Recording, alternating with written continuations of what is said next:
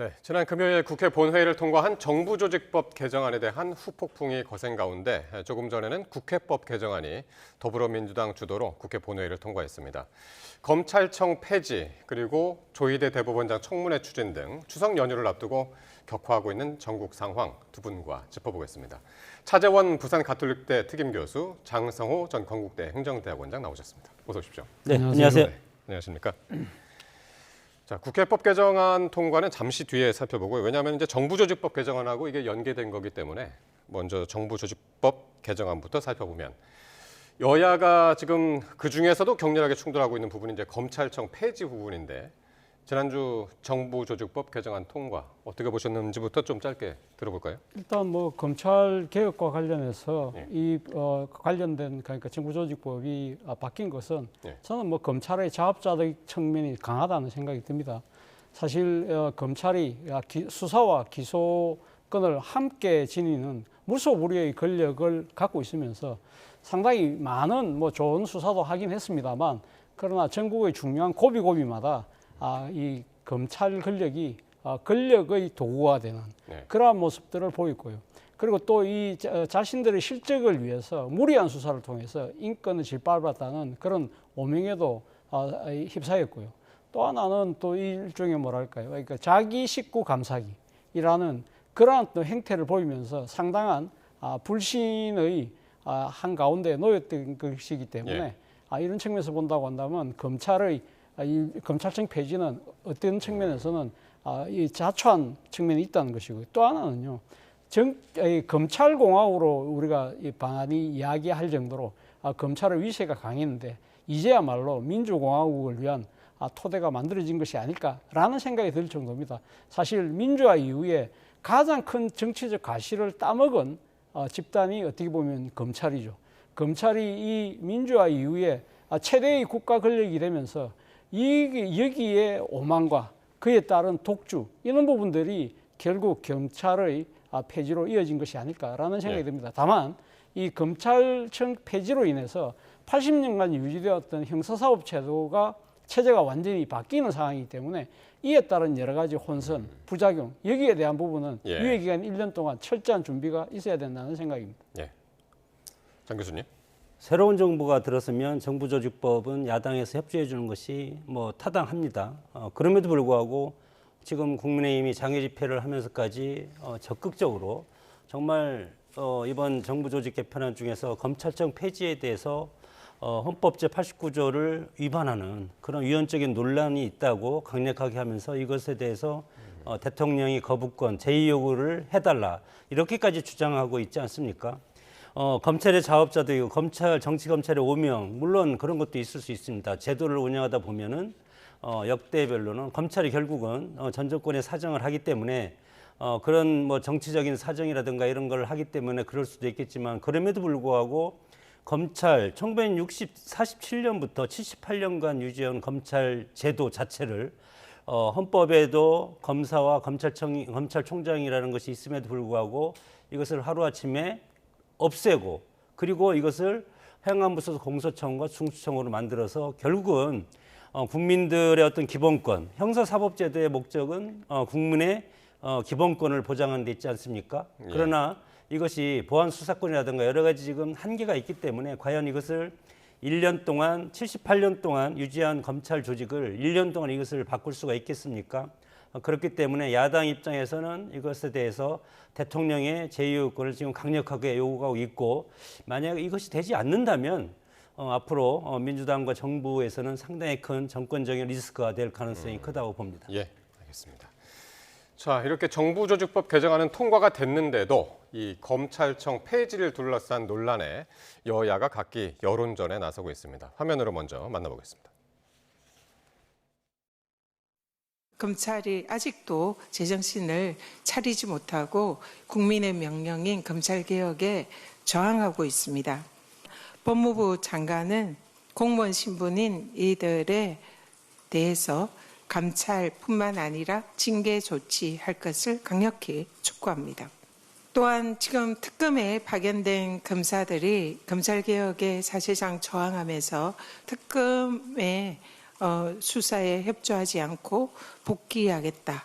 저항하는 이런 모습을 보이고 있습니다. 특검 검사들은 검찰 개혁에 저항하지 말고 정의치를 사수하기 바랍니다. 지금 국회에서는 계속 필리버스터를 하고 있습니다.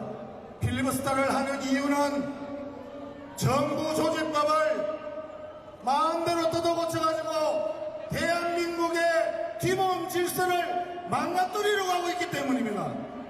헌법하고 관계없이 법률을 고쳐서 검찰청을 해체하는 것은 위헌적인 겁니다, 여러분.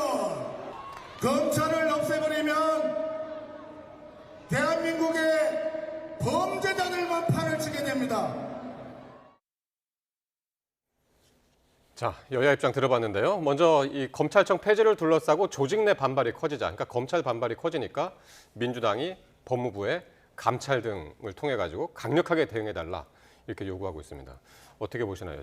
그 징계로 인해서 반발이 좀 잠재울 수 있을지. 글쎄요. 뭐 이런 부분들에 대해서는 뭐 필요한 때는 이런 징계를 할 필요가 있죠. 네. 사실 이래 반발하는 검사들 중에 소위 말하는 이 정치 검사들 같은 경우에는 이번 개편의 저항감으로써 나중에 그러니까 그 검찰복을 벗고 난 뒤에 나름대로 이 정치적인 이렇게 노림수를 갖고 하는 경우도 있을 수 있거든요.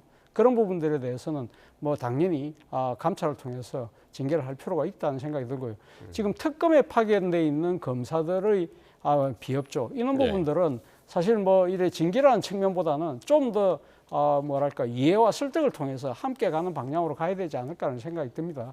지금 현 상황에서 지금 그 일선 수사를 담당하고 있는 검사들에게 뭔가 징계 조치라는 이 채찍을 계속적으로 휘두를 경우에는 오히려 더 큰 반발을 일으킬 수 있다는 것이고요.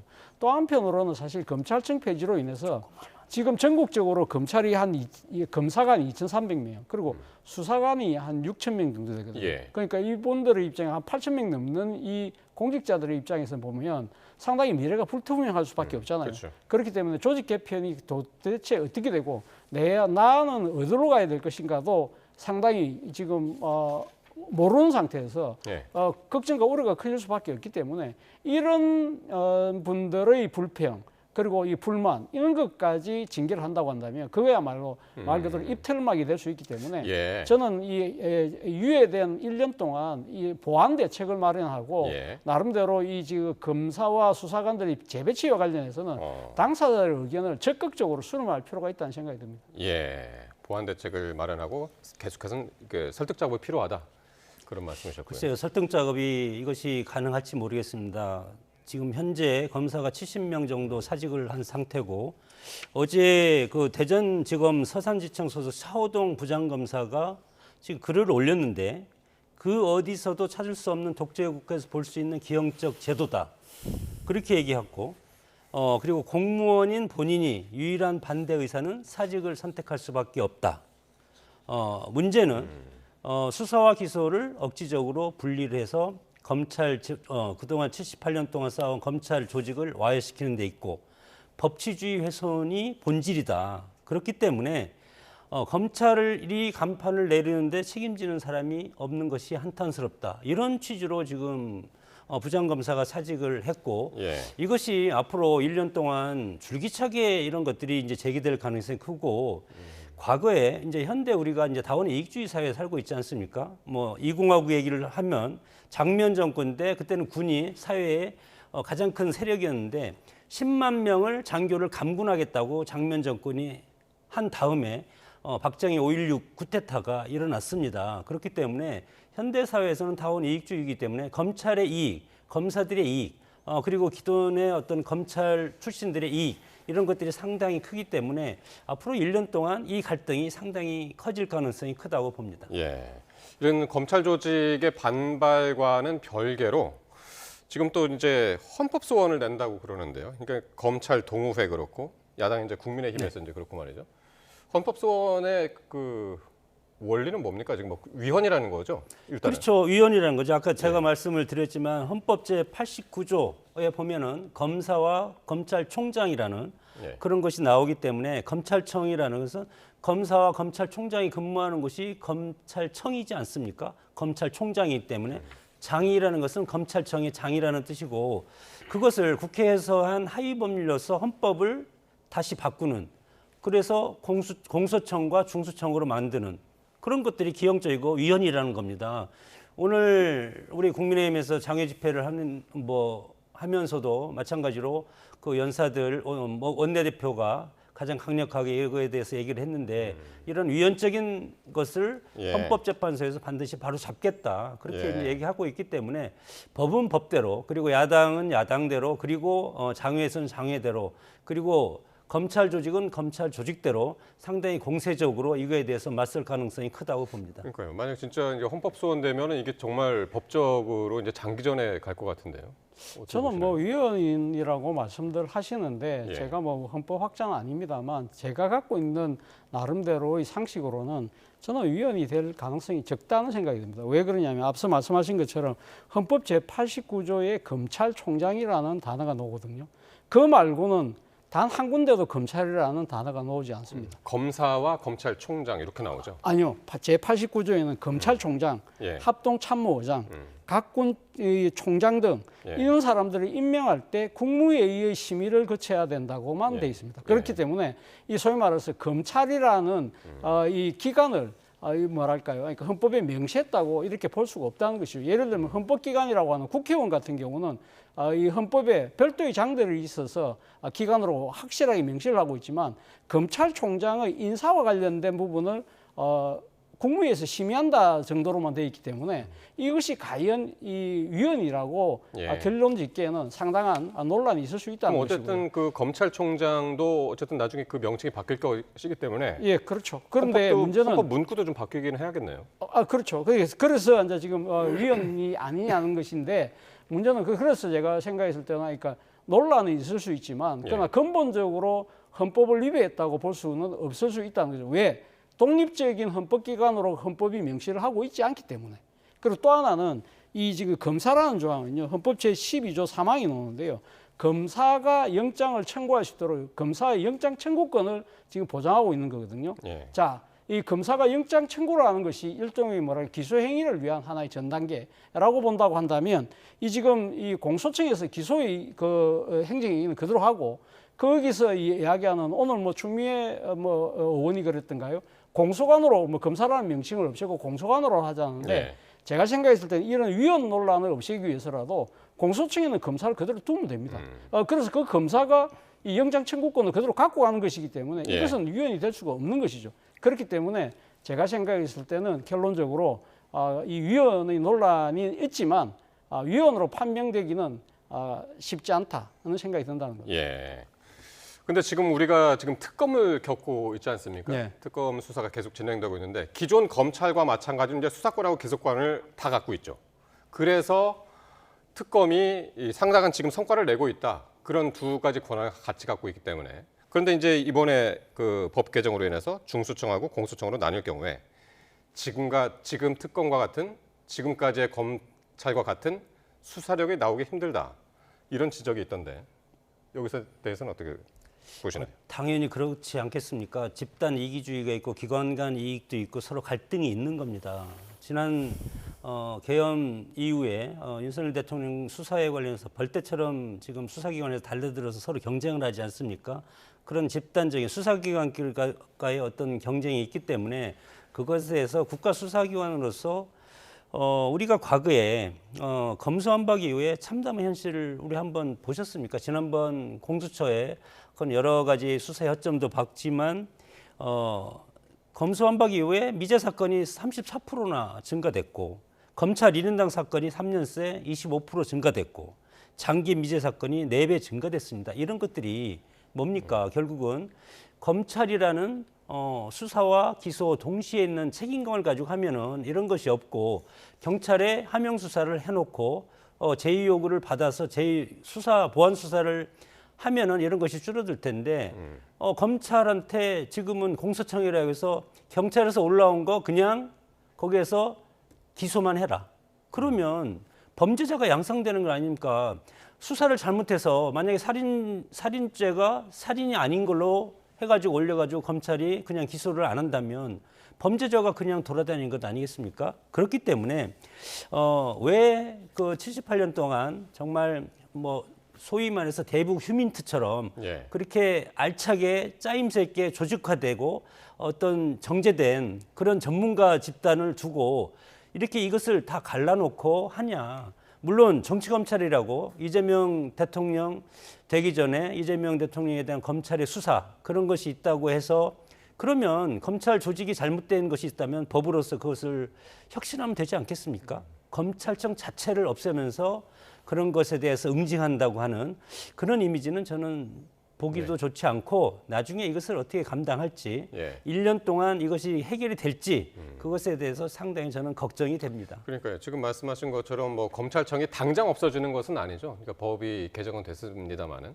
그래서 이제 그 1년 사이에 유예 기간 1년 사이에 무언가를 이제 보완을 해야 될 텐데 그 중에 하나가 이제 지금 계속 나오고 있는 보완 수사권이란 말이죠. 예. 기존에 이제 검찰이 갖고 있던 맞습니다. 그 문제는 어떻게 해결이 돼야 될까요? 일단 뭐 이제 검찰 개혁이가 뭐랄까요? 그러니까 공권력의 수사 의지를 약화하려고 능력을 약화하려고 하는 목적으로 하는 것이 아니잖아요.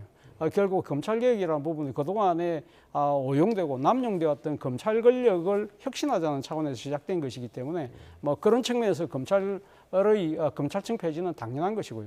문제는 이에 따른 뭐랄까요? 그러니까 이 수사권이 다른 이제 경찰과 또 중대범죄수사청으로 넘어가는 그러한 상황이기 때문에 문제는 1차 수사기관에서 수사를 제대로, 그러니까 부실하게, 제대로 하지 못하고 부실하게 해서 이렇게 기소 의견으로 넘겼을 때 이 같은 경우에 공소청의 검사든 아니면 공소관이든 이 담당하는 사람이 봤을 때는 이것이 부족하다고 했을 경우에는 저 개인적인 생각은 저는 보안 수사권을 저는 공소청에 주는 것이 맞지 않을까라는 생각이 듭니다. 그러나 이 여기에 대해서 반론이 있을 수 있죠. 왜냐하면 이 기소와 수사를 분리하는 것이 대원칙인데 이름이 공소청인데. 예, 그렇죠. 그런데 그래서 보안 수사권을 가질 수는 없다고 하지만 지난번 이재명 대통령이 구덩이 무서워서 장 못 담그냐는 식으로 이야기를 하면서 그렇죠. 보안 수사권 문제를 어떤 식으로든 보완해야 된다는 의지를 강력하게 이야기했고 정성호 법무장관도 애초에는 보안 수사권을 공수청에 주는 것을 뜻을 밝히기도 했습니다. 그런데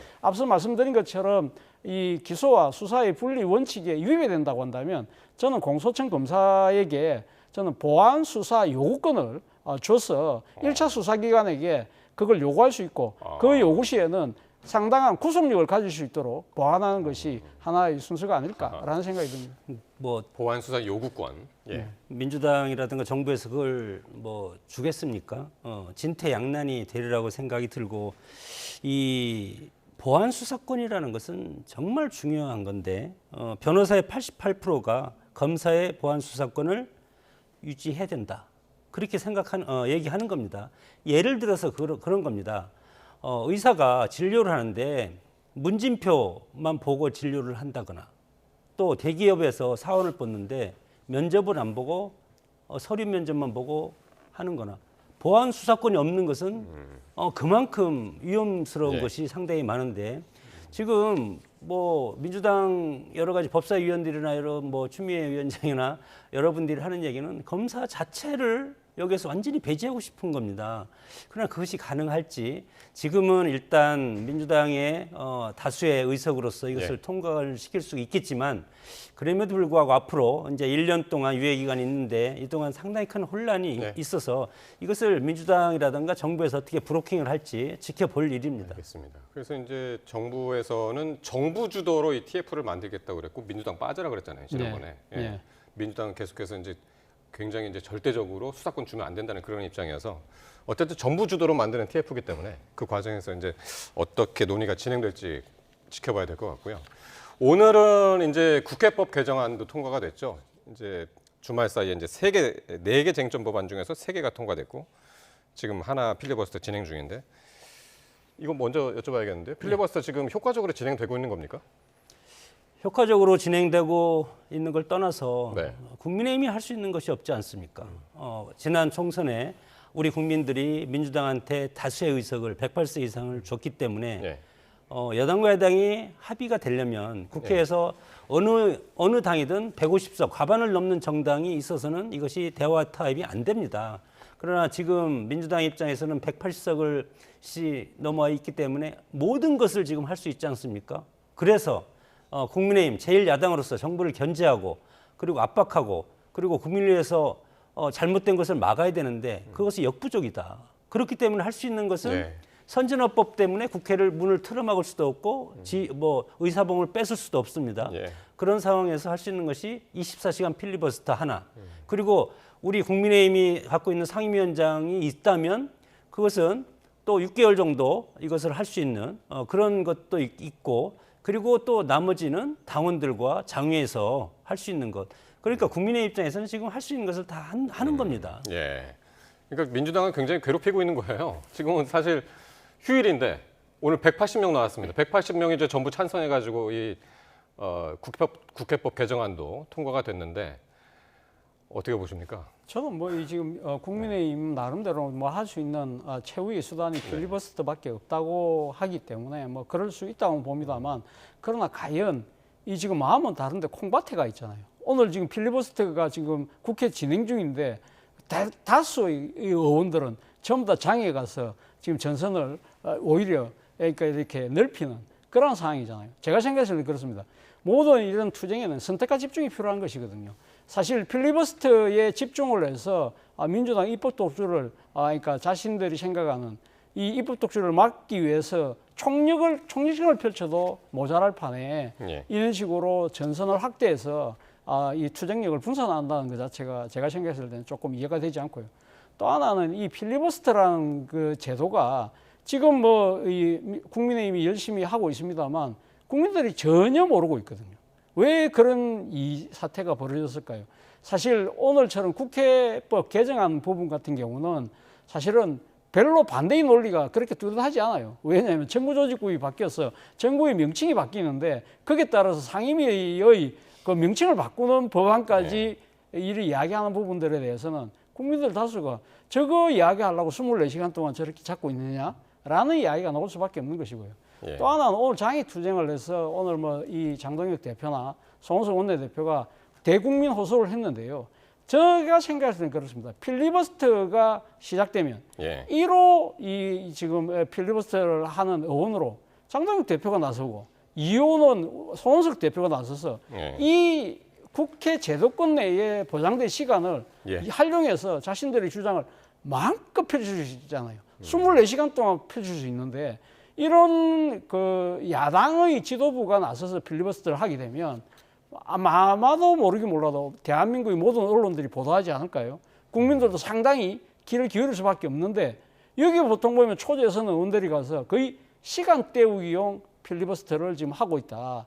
이런 부분들은 전략상의 미스가 아닐까라는 생각이 듭니다. 그러니까 어떻게 양갈래 이제 투트랙으로 지금 이제 전략을 짠 건데 필리버스터하고 이제 오늘 장외 투쟁하고 그것도 이제 서울에 와가지고 이제 했단 말이에요. 서울에 얼마나 왔나요 오늘? 뭐 저도 현장에 가봤지만 우리 당에서는 뭐 한 15만 명이라고 하고 경찰에서는 뭐 훨씬 적은 숫자로 통상적으로 그렇습니다. 정당이 집회를 하면 정당 주최 측에서는 상당히 근데 뭐 제가 뭐 셀 수는 없지만 경찰에 세는 수랑 우리 그 집회 주최 측에서 하는 거랑 좀 다른 장 면이 교수께서 느끼시기에는 상당히 많았다고 뭐 보시면 저는 뭐 상당히 많이 왔다고 생각이 들고 그리고 뭐 패스트트랙도 마찬가지고 지금 필리버스터도 마찬가지고 필리버스터를 하는 것은 상임위 위주로 지금 우리가 하기 때문에 당 대표가 나가서 한 차원보다도 국민의힘이 170명밖에 안 되기 때문에 상당히 할 일이 많습니다. 거대 여당과 국회를 상대를 해야 되죠. 그리고 이재명 정부를 상대를 해야 되죠. 하나를 막으면 하나가 또 터지고 또 하나 막으면 또 터지고 그래서 결국은 국민의힘이 지금 뭐 이슈 파이팅을 할 수 있는 것이 없습니다. 왜냐하면 하나를 막고 이슈 파이팅을 하다 보면 또 다른 것이 터져 있고 그럼 그걸 또 막다 보면 또 다른 것이 터져 있기 때문에 지금 뭐 역부족이다 현재는. 그럼에도 불구하고 이 역부족이 아니고 이런 뭐 필리버스터라든가 이런 걸 통해서 하나씩 차근차근 쌓아 나가면 결국은 야당 선면 야당의 모습을 언젠가는 당원과 국민들이 인정해 줄 거라고 생각이 듭니다. 자, 그리고 어제는 이제 국회에서 두 번째 쟁점 법안이었죠. 방송미디어통신위법, 이것도 이제 국회를 통과했는데 이 법안이 이제 확정이 되면 이진숙 방통위원장은 이제 자동 면직이 되죠. 이와 관련해서 이진숙 위원장이 기자회견을 통해서 헌법 소원을 예고했고 또 여당은 정치 행위를 하고 있다 이렇게 비난을 했습니다. 화면으로 먼저 보시겠습니다.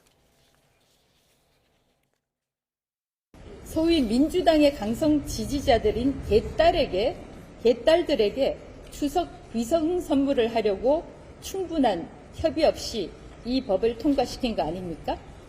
국무회의에서 이 법안이 심의 의결되면 법률적인 대응을 할 것입니다.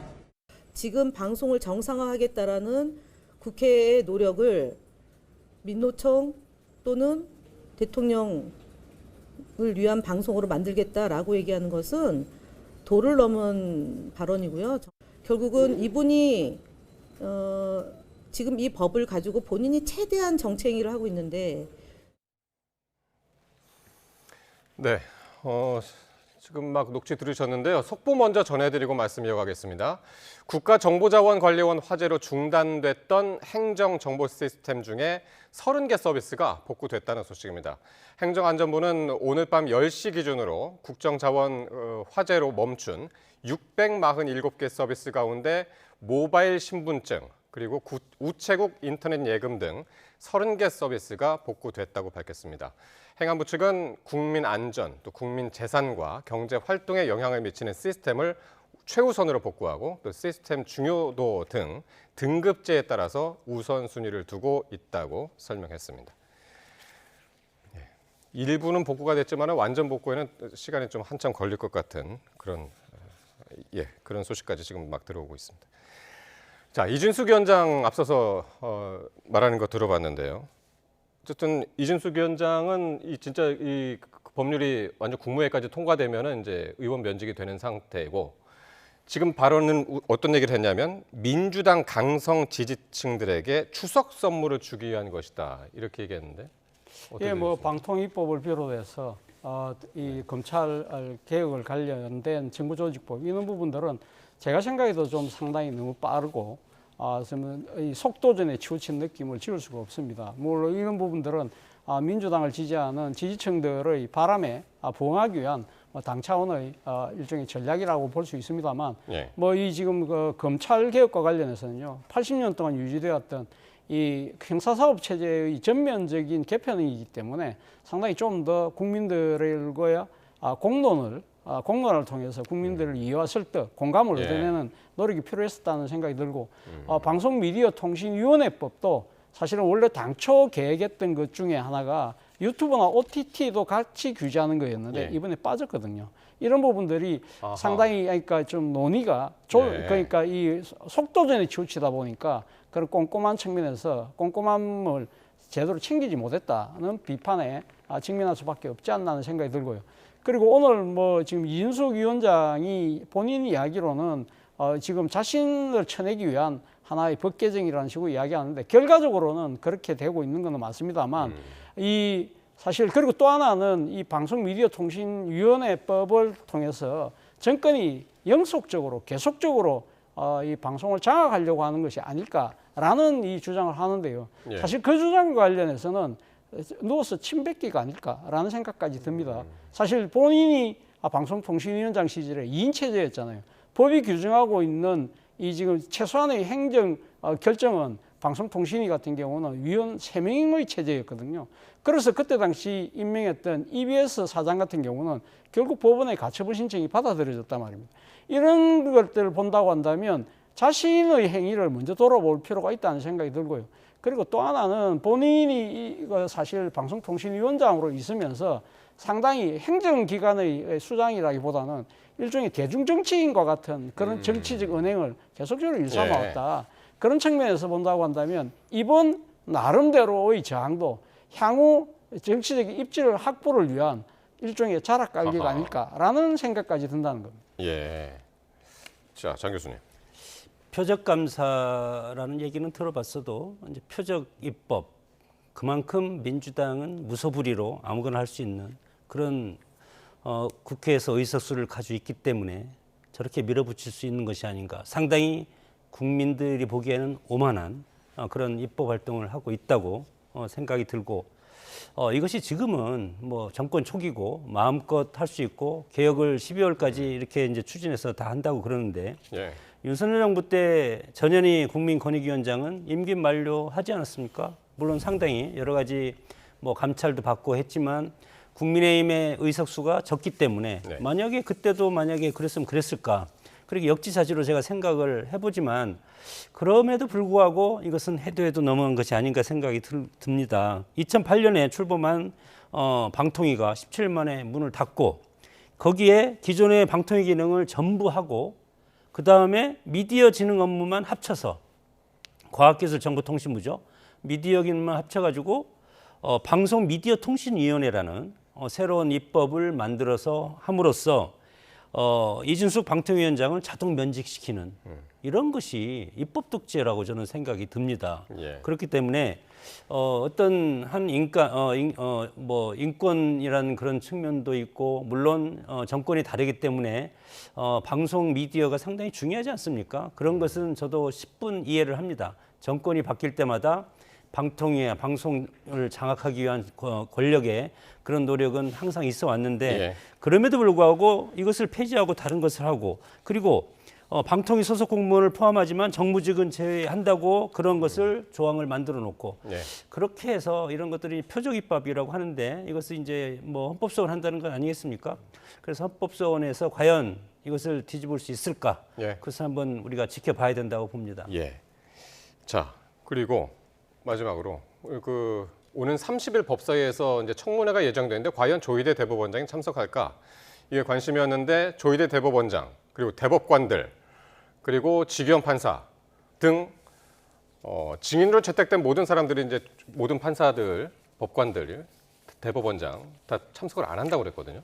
뭐 예상된 저는 수순이 아닐까라는 생각이 듭니다. 지난 5월달에 그 국회 법사위 차원에서 네. 당시 그러니까 조희대 대법원장과 대법관 전원을 상대로 한 청문회 때도 이 사법부 독립이라는 이유를 들어서 출석하지 않았거든요. 그렇기 때문에 본인과 관련된 의혹이 제기됐다고는 하지만 본인이 이미 일단 공식적으로 부인한 상황이고 그런 상황에서 본인이 직접 출석하는 것 자체가 아마 본인 입장에서는 사법부의 독립을 심하게 훼손할 수 있다고 판단을 한 것 같아요. 뭐 대법원장이 그런 판단을 하니까 이하 뭐 대법관이나 판사들도 따라갈 수밖에 없는 그런 처지가 아닐까라는 생각이 듭니다. 예. 제가 생각했을 때는 조희대 대법원장이 지난 5월 1일 날 대법원 상고심에서 이재명 당시 민주당 대표의 선거법 위반 사건과 관련해서 유죄 취지로 파기환송한 부분은 정말 누가 봐도 이례적인 속도모전과 그리고 상당히 이상한 절차를 거쳤다는 것이 중론이었거든요. 그래서 법원 내부에서도 상당한 비판이 나왔고요. 그 비판의 요지는 결국은 지금 대법원장이 이 국민들이 다음 대통령을 뽑는 정치 행위에 심각한 영향을 줄 정도로 개입을 한 것이 아니냐 그런 지적이었거든요. 예. 그런 측면에서 본다고 한다면 제가 생각할 때 조희대 대법원장은 자신의 거취를 스스로 저는 판단할 필요가 있다는 생각이 듭니다. 예. 그러나 다만 지금 민주당이 지금 조희대 대법원장을 쫓아내기 위해서 이런 식으로 청문회, 뭐 특검 수사도 지난번에 발의했던 측면이 있거든요. 그런 식으로 이렇게 옥죄는 장면은 저는 민주당과 집권 세력에게 도움이 되지 않을 거라는 생각이 듭니다. 예. 당장 뭐 오만과 독선의 패러임에 빠질 수밖에 없는 것이고요. 그리고 또 하나는 이 사법개혁에 대한 이 정당한 명분을 스스로 훼손하는 결과가 될 수 있기 때문에 그렇습니다. 예. 그래서 이제 민주당 안에서도 지금 교수님하고 이제 비슷한 목소리를 내는 분들이 이제 많이 있었고, 예. 장 교수께서는 어떻게 보시나요? 이것도 마찬가지로 헌법의 사법부 독립을 심각하게 침해하는 것이라고 생각이 들고 헌법 제 103조에 보면은 법관은 헌법과 법률에 의해서 양심에 따라서 독립적인 재판을 한다. 지난번 파기환송한 것은 재판 행위입니다. 재판 행위라는 것은 정치권에서 관여할 수 없는 법원의 고유의 권한이고 그것을 어떻게 전원재판부의 회부에서 조희대 대법원장이 그것을 결정한 겁니까? 김명수 대법원장 때 임명된 대법관들 다 해서 전원재판부에서 결정해서 파기환송 시켰는데 파기재판도 아니고 파기환송 시켰는데 그것이 뭐가 잘못됐다고 청문회를 부를 것이며 재판과 관련해서 법사위에 부를 의무는 없습니다. 법사위는 행정사무나 사법사무와 관련된 것만 다룰 수 있기 때문에 법원 행정처장, 천대엽 법원 행정처장 같은 거는 불러서 청문회할 수 있습니다. 그러나 재판과 관련해서 대법원장이 파기환송했다고 그거와 관련해서 한번 따져봐서 이실직고 해라.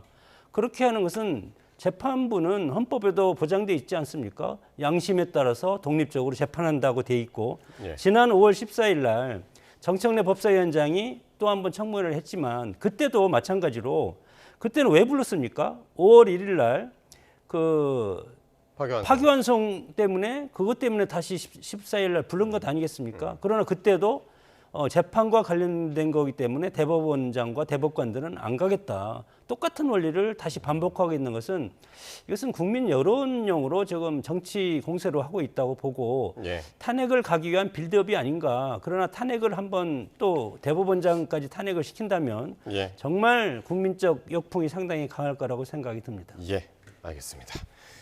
두 분 말씀 오늘 여기까지 듣도록 하겠습니다. 차재원 부산 가톨릭대 특임교수, 장성호 전 건국대 행정대학원장과 함께했습니다. 고맙습니다.